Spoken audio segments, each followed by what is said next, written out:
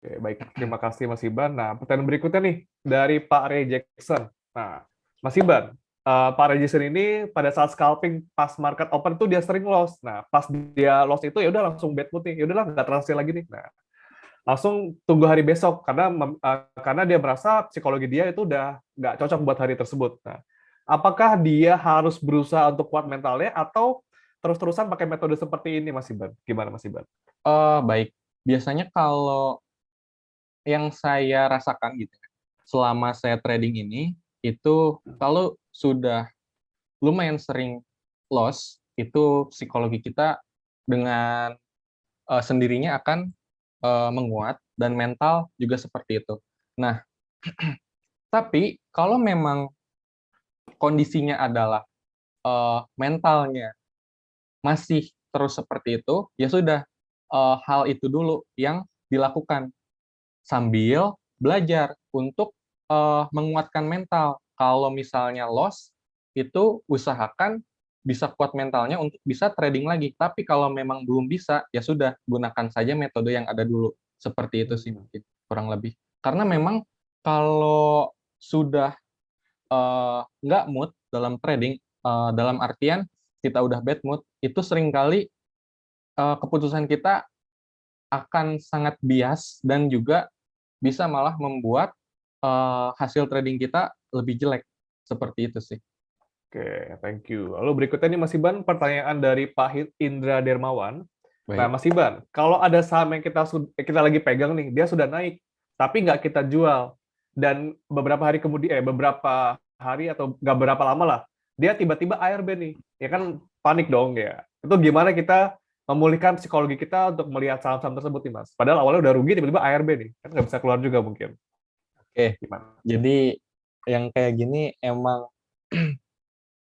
cukup sering saya lihat juga di forum-forum eh, suka cerita, oh saya udah beli, padahal udah naik tapi nggak sempet jual. Nah, itu nggak apa-apa.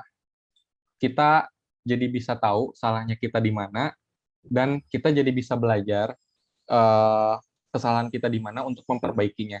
Karena kita udah tahu hal kayak gini, kita bisa mencari solusinya. Nah, solusinya itu kita bisa memperbaiki trading plan kita. Dan untuk memulihkan psikologi kita, eh, sebisa mungkin tahan untuk nggak buka OLT kali ya.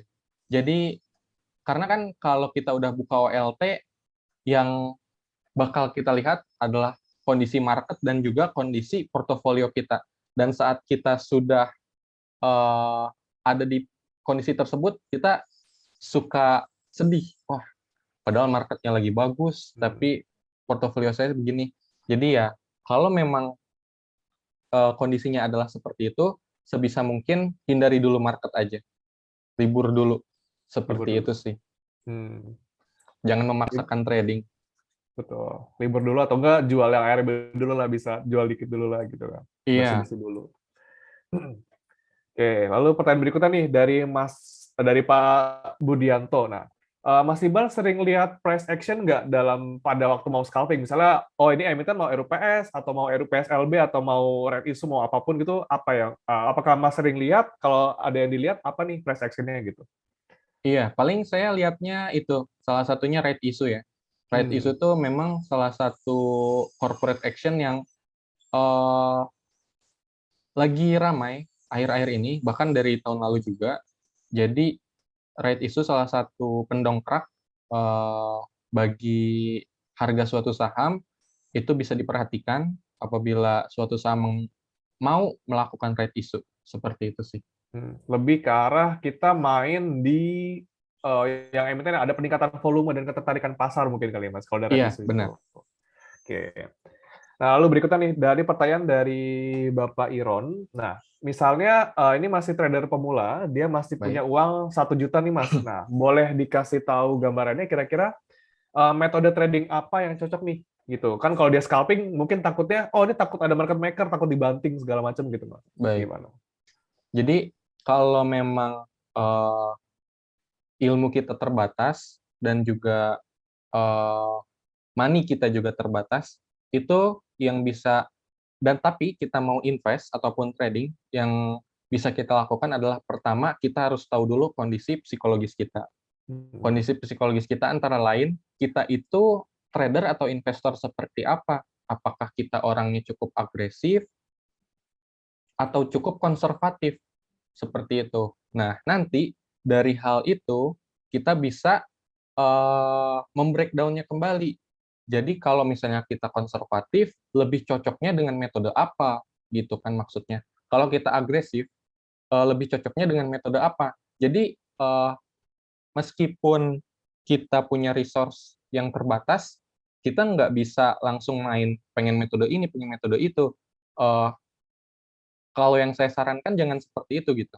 Jadi kalau misalnya memang resource kita terbatas, usahakan kita tahu dulu kondisi diri kita supaya kita bisa tahu metode yang terbaik untuk kita seperti itu. Jadi yang pertama tadi kita harus tahu dulu kondisi psikologis kita, kita orangnya trader atau investor seperti apa, supaya kita bisa memilih metode yang paling tepat untuk kita. Dari metode itu juga bisa dipilih lagi saham-saham seperti apa yang mau kita beli. Seperti itu sih, untuk meminimalisir risiko yang besar. Oke. Lalu berikutnya nih Mas Iban, berkaitan dengan scalping. Untuk Mas Iban sendiri itu mainan di waran atau enggak nih Mas? Atau cuma saham doang? Oke, untuk akhir-akhir ini karena waran cukup populer, ya saya beli waran yang memang volume dan rentang harganya cukup lebar ya. Yang volumenya besar dan rentang harganya cukup lebar. Kalau volumenya kecil, rentang harganya lebar, itu bahaya banget. Nanti kita bisa beli, tapi nggak bisa jual. Kayak gitu sih. Oke, paham. Jadi balik lagi kita lihat juga dari rentang harga dan juga mungkin dari volumenya kali ya, biar lebih Iya. aman. Oh ya, dan juga dari harga induknya. Harga induk itu sangat Oke. berpengaruh. Seperti itu ya, kalau waran. Jadi waran banyak banget pertimbangannya sih ya, lebih agak Iya, ribet kali kan. iya. Lebih susah untuk trading waran. Oke, terus ada lagi pertanyaan dari Pak Setia. Baik. Apakah dalam scalping itu saat masuk diizinkan nambah ketika turun atau langsung all in aja tuh? Enggak. Sebisa mungkin, kalau kita scalping itu jangan nambah ketika turun. Oke, all in Iya. langsung ya. Nggak all in langsung juga, Oh iya, tapi ya, maksudnya nggak average masuknya lah gitu. secara, iya, nggak average Oke, down pokoknya. siap. Kalau memang udah batas cut loss-nya, sebisa mungkin cut loss. Karena Hmm, scalping itu memanfaatkan momentum yang cepat kan, betul. seperti itu. Nah, ada pertanyaan juga dari Pak Marom. Nah, apakah Mas Ibran rutin withdraw keuntungan yang diperoleh? Bagaimana mekanisme withdraw-nya kalau rutin, Mas? Iya, Silakan. saya rutin. Jadi sehari sekali. Kalau memang pada hari itu saya untung, saya withdraw. Kalau rugi, ya saya diemin gitu. Kalau untung Hmm, pasti saya withdraw sih. Hampir 50%-nya saya withdraw kalau oke. eh, untung pada saat itu. Dan dipindahkan ke instrumen investasi lain. Begitu. Oke, oke. Mungkin ini pertanyaan terakhir sebelum kita masuk ke sesi yang boleh ngomong langsung nih ke Mas Iban ya. Baik. Ada pertanyaan dari Australia nih Mas, ini jauh-jauh dari Aussie ngeliat Wow. kita nih. Nah, jika harga sahamnya itu turun dan dia Oke. recover, tapi itu masih di bawah harga pembelian dia nih, apa yang harus dilakukan? Apakah langsung jual aja meskipun itu masih rugi, atau nunggu aja nih, nunggu dia recover gitu? Biasanya kalau saya tergantung dulu lihat Hmm, chart-nya ya. Terutama chart itu lumayan menggambarkan kondisi saham itu kita lihat chart-nya dalam kondisi daily. Karena kita berbicara scalping, kita berbicaranya dalam rentang waktu yang cukup singkat atau rentang waktu yang dekat ya dengan hari itu. Jadi dilihat bahwa bagaimana trennya, apakah uptrend ataupun downtrend. Kalau memang uptrend dan kita punya harga tapi masih di atas harga penurunan tadi, kita lihat lagi apakah saat penurunan itu volumenya kecil. Nah, kalau volume kecil, ada indikasi bahwa saham ini hanya diturunkan sesaat gitu.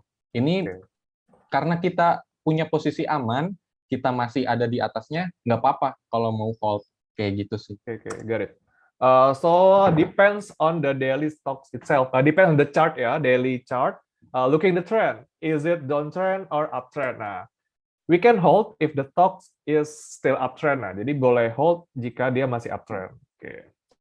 Oke, thank you Mas Iban. Lalu kita lanjut ke Baik, sesi berikutnya nih, yang sesi Q&A tapi versi premium ya, premium.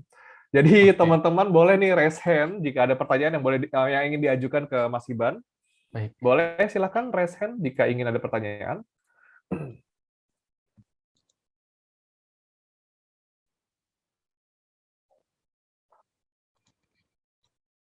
Bentar. Oke, sudah ada 10 pertanyaan.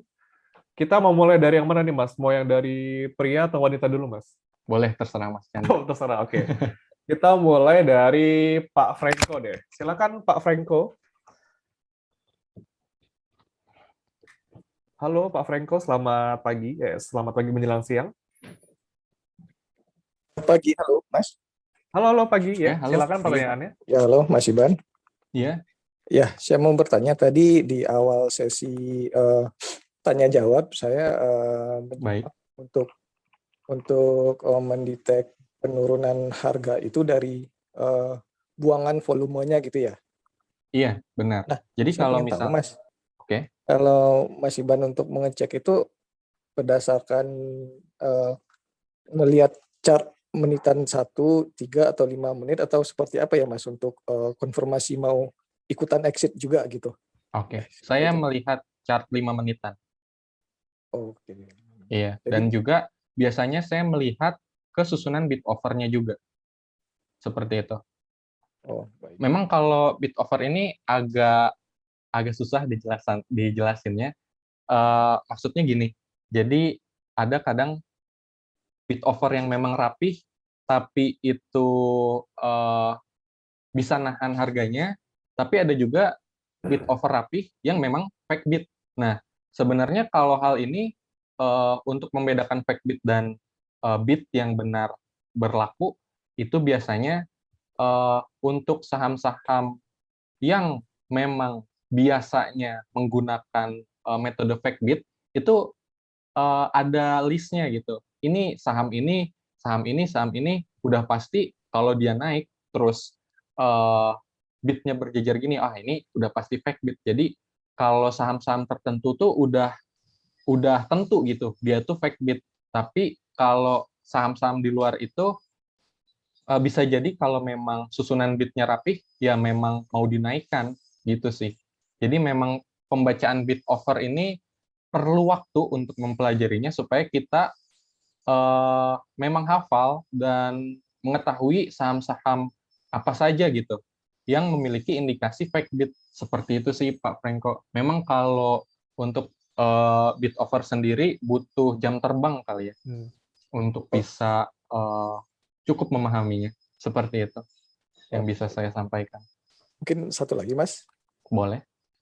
Kalau kita beracuan ke chart 1 menit itu kurang valid atau seperti apa ya Mas? Kalau dari pengalaman Mas Iban, karena kalau saya biasanya pengalaman kalau 5 menit itu penurunannya itu kadang udah terlalu dalam gitu. Kalau dari Baik. pengalaman Mas Iban sendiri seperti apa ya?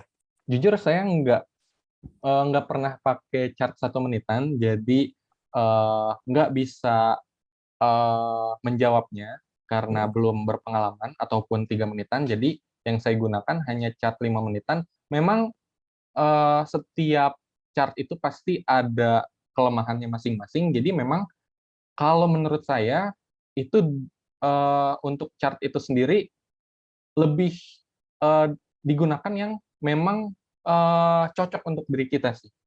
Oh, Seperti itu, Pak. Kalau memang cocoknya di 1 menitan, gunakan 1 menitan. Tapi kalau cocoknya 3 menitan, 5 menitan, atau 10 menitan, gunakannya ya chart itu gitu. Supaya kita belajarnya itu terstruktur. Oh, saya memang menggunakan chart ini. Jadi setiap saat kita bisa improve gitu di chart tersebut. Seperti itu sih, Pak. baik. Terima kasih Mas Iban. Baik. Chandra. Oke, terima kasih Pak Franco pertanyaannya.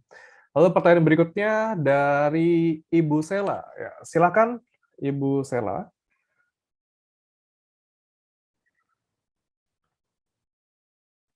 Halo, selamat siang Ibu Sela.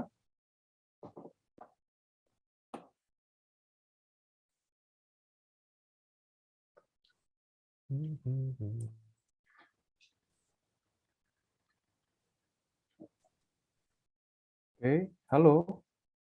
Oke, kita ganti ya, tidak ada suaranya. Kita ganti berikutnya ke Ibu Dina. Ya. Halo, selamat siang Ibu Dina.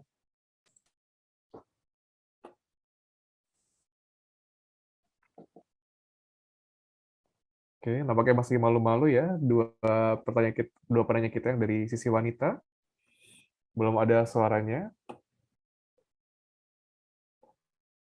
Oke, kita ganti lagi mungkin karena belum ada pertanyaan, belum ada suaranya. Kita ganti lagi dari Bapak Budianto, boleh? Halo, selamat siang Pak Budianto.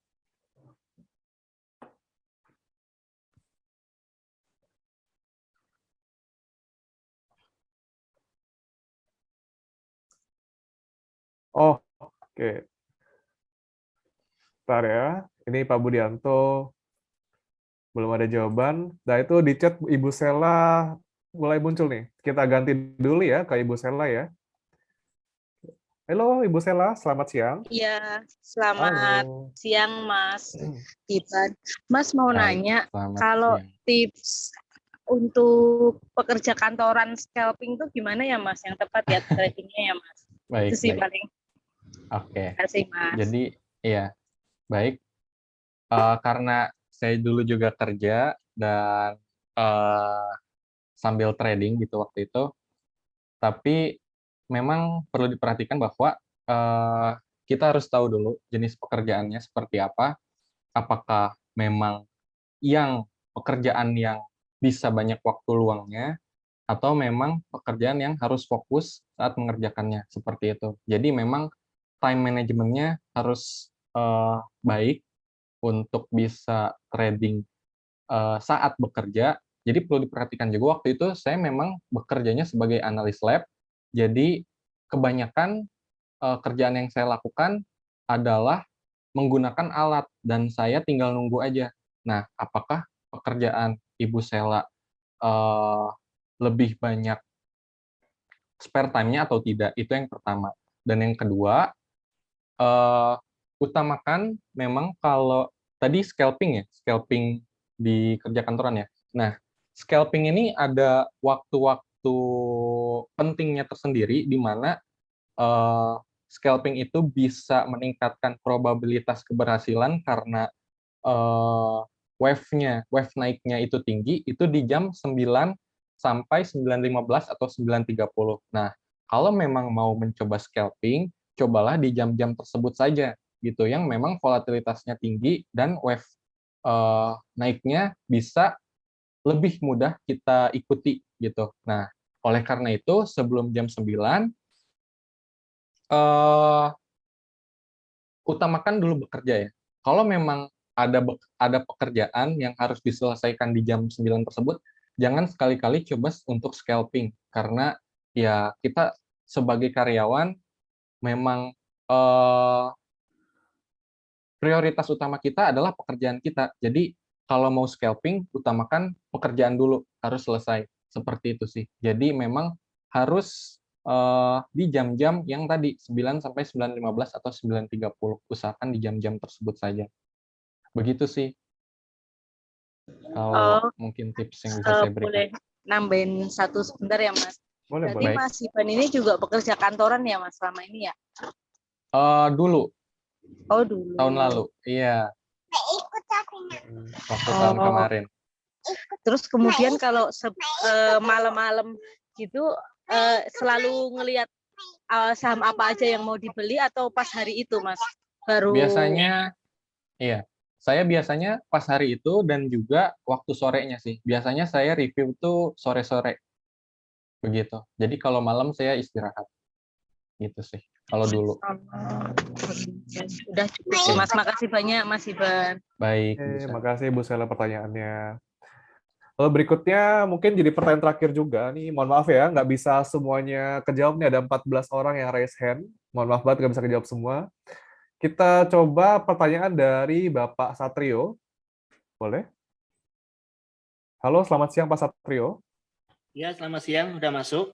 Sudah. Mas Giban, saya ingin menanyakan ini. Ini kan mulai 1 Maret kan rencana mau ada materai ya, 10.000 Oh iya, baik. transaksi. Nah, itu untuk scalping tuh nanti strateginya gimana ya? Kalau baik, terima kasih atas pertanyaannya. Mas Satrio, untuk scalping sendiri strateginya sebenarnya saya nggak berubah karena memang eh, yang saya gunakan untuk scalping itu modalnya ada di atas itu, jadi kurang lebih bakal sama. Memang kan itu untuk materai sendiri berlakunya per satu trade confirmation ya. Jadi bukan per transaksi, tapi per satu trade confirmation. Jadi per hari. Kalau per hari mencapai 10 juta, itu biaya materainya 10.000. Seperti itu sih yang saya tangkap. Jadi iya, paling cuma berpengaruh di situ aja. Ya, artinya kita tetap transaksi seperti biasa, cuman ya artinya keuntungan atau profitnya harus diperhitungkan materai juga ya Mas ya. Per hari berkurang 10.000, iya. Ya, Begitu betul ya kan? Mas Chandra ya? Betul, Kalau betul. penangkapan saya, iya. Kalau yang saya baca juga per trade confirmation sih. Kalau misalnya transaksi di hari itu di atas 10 juta, baru dikasih yang ada materai kena 10.000 tadi. Iya, jadi Bukan bukan per setiap transaksi. transaksi di atas 10 juta materai 10.000, bukan ya Mas ya? Iya, Iya, satu TC aja. iya. Jadi per hari 10.000. Begitu sih Pak Satrio. Betul. Ya, terima kasih. Oke, Baik. terima kasih juga pertanyaan Pak Satrio. Ini banyak yang sering misleading atau miskom juga nih yang pas 10.000 itu nih. Kan Iya udah pada benar. panik nih, aduh per transaksi 10.000 nih ya kan. Cuan juga sampai 10.000 misalnya gitu kan. Iya, dari tahun lalu ya itu wacana. Iya, cuman apa ya, sosialisasinya mungkin belum gencar Kurang. ya ke Iya benar. masyarakat. Soalnya ini juga masih bakal berlaku nanti kalau nggak salah di bulan Maret atau April ya, aku lupa. Maret. Oke. Maret ya. Nanti kita bakal banyakin ini sih edukasi tentang tentang materi tersebut nih ke sosial media Baik. kita ataupun ke Itu email juga. benar. Ya, oke, mungkin itu aja nih Mas Iban. Terima kasih atas Baik. waktunya sudah ngobrol-ngobrol sampai hampir setengah 12 nih Mas Iban. Terima kasih banget materi Terima dan kasih juga kembali, waktunya, sharing-sharing sessionnya. dan Mungkin minggu selamat depan beres. boleh request kita apa ya? Request materi itu. Rekaman live trading mungkin Mas. Lagi Oh, trading gitu. Nah, oke, kan oke. seru Nanti juga tuh. saya coba deh. Soalnya Oke. udah jarang bikin juga, jadi ya. Buat masukan aja sih Mas, kalau enggak Oke, juga nggak oke. apa-apa. Siap, siap. Oke, mungkin aku kembalikan ke Glenda.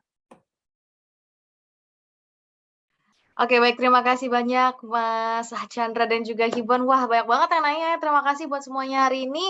Tapi sayangnya memang nggak semua bisa dijawab ya karena keterbatasan waktu. Tapi terima kasih banyak. Jangan lupa masih ada kesempatan untuk mentorship sama Hiban satu kali lagi di minggu depan. Dan juga tentunya siang dan sore hari ini ada mentorship dengan Pak Ilham dan juga Pak Yudi Chen. Jangan sampai ketinggalan sahabat Mira Aset. Sampai jumpa lagi nanti siang dan juga minggu depan sama Hiban. Terima kasih.